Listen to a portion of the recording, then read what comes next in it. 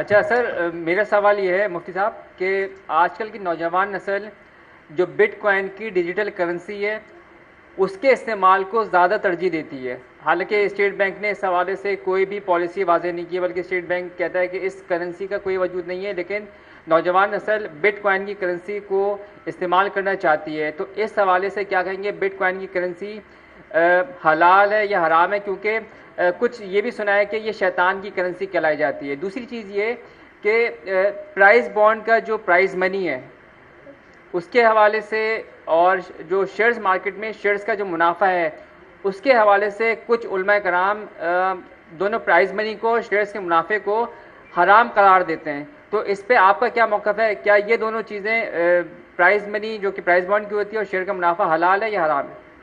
دیکھیے، digital currencies جتنی بھی آ رہی ہیں، بٹ کوائن ہو یا کوئی اور ہو، ان کی کوئی حقیقت نہیں ہے، اور اس وقت وہ صرف سٹہ بازی میں استعمال ہو رہی ہے، ان کا کوئی حقیقی وجود نہیں ہے۔ لہذا وہ اس میں سے کاروبار کرنا، جو آپ کہہ رہے ہیں نوجوان بہت کر رہے ہیں، نوجوان تو بہت ساری باتیں غلط کر رہے ہیں، تو اس میں سے یہ بات بھی ہے اور یہ درست نہیں ہے۔ باقی جو دوسری بات آپ نے کیا کہی؟ سر پرائز بانڈ کا جو پرائز بانڈ کا جو منافع ہے وہ بھی سود ہے، وہ جائز نہیں ہے، اور شیئرز کی کا منافع بے شک جائز ہے، بشرطے کہ کچھ شرائط ہیں اس کی، ان شرائط اس کے اوپر میرا ایک پورا رسالہ ہے، شیئرز کے کاروبار کی شرعی حیثیت، ان شرائط کے ساتھ شیئرز کا منافع لینا جائز ہے۔ اچھا مفتی صاحب، میرا نام صلاح الدین علی ہے، ایک نیوز سے وابستہ ہوں جی۔ میرا کویشچن یہ ہے کہ آپ نے آئی ایم ایف کے حوالے سے بات کی کہ ہم آئی ایم ایف کے غلام ہیں، تو حکومت کہتی ہے اگر ہم قرض نہیں لیتے تو دیوالیہ ہو جائیں گے، تو پھر متبادل کیا ہونا چاہیے؟ آپ معیشت کو بڑے بہتر انداز میں جانتے ہیں۔ دوسرا میرا کویشچن یہ ہے کہ آپ نے کہا کہ انقلاب جو ہے عوام کے بغیر نہیں آتا، تو کیا اس وقت کی صورتحال ایسی پیدا ہو چکی ہے ملک کے اندر کہ اب عوام کو کھڑے ہو جانا چاہیے، انقلاب لے آنا چاہیے؟ بھائی دیکھو، آپ مجھ سے سیاسی سوال نہ کریں، آپ میڈیا کے لوگ ہیں اور پتہ نہیں میری بات کو کس طرح آپ اس کو پھیلا دیں گے۔ میں یہ صرف ایک فکری بات کی ہے، میں نے سوچ کی بات کی ہے، اور اپنی تاجر برادری سے کہا ہے کہ وہ اس پر سوچیں اور سوچ کر کوئی رائے عمل تیار کریں۔ کوئی ایسا فتنہ پیدا کرنا یا فساد پیدا کرنا جس سے معاشرے کے اندر اور زیادہ انتشار پھیل جائے، یہ کسی طرح بھی مناسب نہیں۔ ایک آخری سوال، فیصل ابو اکر صاحب ہیں ادھر، ان کو مائک دے دیں، بس پھر اس کے بعد میں چاہوں گا کہ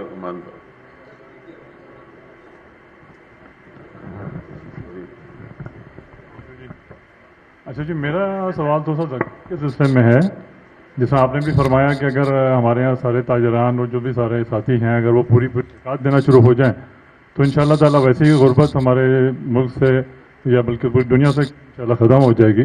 لیکن تھوڑا سا ہمارے یہاں دیکھا گیا ہے، ویسے تو سارے تاجر ماشاءاللہ ان کی بہت زیادہ زکوٰۃ بنتی ہے، ملینز میں وہ دے بھی رہے ہیں ماشاءاللہ، لیکن تھوڑا سا جس طرح کہا جاتا ہے کہ زکوٰۃ ادا کرو، تو ہم اس کی ذمہ داری زیادہ نہیں دیکھ رہے، بس ہم دیکھ کے آ جاتے ہیں کہیں بھی، خاص طور پہ کسی ایسے اداروں میں جو ماشاءاللہ بالکل صحیح طریقے سے کام کر رہے ہیں، جیسا آپ کی بھی نالج میں ہے، ایک بہت بڑے ہاسپٹل ہیں وہاں پہ یہ کام ہو رہا ہے، جبکہ جیسا کہ آپ کو پتہ ہی ہے کہ ہمیں زکوٰۃ اس بندے کو دینی ہے جس کو اس کا مالک بنا دیا جائے، جبکہ ہاسپٹلس وغیرہ میں جہاں تک میری انفارمیشن ہے، آپ زیادہ بہتر بتا سکیں گے، آیا کہ وہاں پہ پورے علماء کی ایک کمیٹی ہوتی ہے، لیکن وہ وہاں پہ غالباً یہ باؤنڈ کیا جاتا ہے کہ جی آپ اس رقم سے یہاں پہ علاج ہی کرا سکتے ہیں، آپ کے مثال کے طور پہ ہم اس کو رقم نہیں دیں گے کہ ٹھیک ہے جی آپ علاج کرائیں یا نہ کرائیں، یہ آپ اس کے مالک ہیں، تو تھوڑا سا اس کے لیے اگر رہنمائی ہو جائے۔ کہ تملیک تو ضروری ہے، یعنی کسی کو مالک بنا کر دینا زکوٰۃ میں ضروری ہے، کسی کو مالک بنا کر دینا، لیکن جو مالک بن گیا ایک مرتبہ تو وہ اگر کسی اور کو کہہ دے کہ بھئی تم اس کام کے لیے اس کو استعمال کر لو، تو وہ اس کے لیے استعمال کرنا بھی جائز ہے۔ ہسپتال عام طور پر اس بنیاد پر کام کر رہے ہیں، لہٰذا اس میں کوئی اعتراض کی بات نہیں۔ احرام کی حالت میں خوشبو والے صابن سے ہاتھ دھوئے، 2-4 ریال خیرات کر دو۔ میں نے عمرے کی ہے، لیکن طواف کے دوران حتیم میں نفل بھی پڑھتا رہا تو بالکل وہ طواف ہوا ہی نہیں آپ کا، دوبارہ طواف کرو۔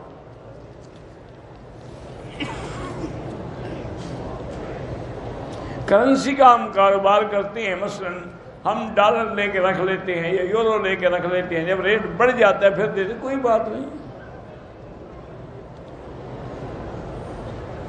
عورت کو طلاق ہو جائے، نوکری کرتی ہے، کوشش تو یہی کرے کہ وہ چھٹی لے لے اور عدت گھر میں بیٹھ کے گزارے.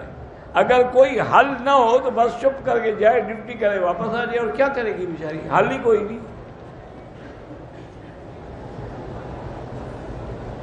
میں نے 60 مرلے کا پلاٹ خریدا، قیمت 80,000 تھی، لیکن ہم کو بعد میں پتہ چلا کہ یہ جگہ متنازع ہے. اب وہ شخص مجھے فی مرلہ 1 لاکھ واپس کر، بالکل چپ کر کے لے لو، وہ نفع ہے آپ کا، نہیں تو یہ بھی جائے گا.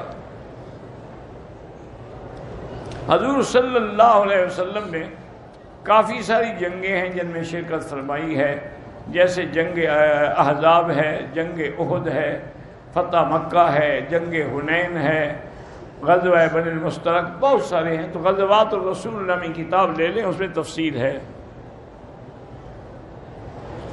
12 جی پی فنڈ جو ہے نہ لیا کریں، کیونکہ بہت سارے علماء اس کو سود سمجھتے ہیں.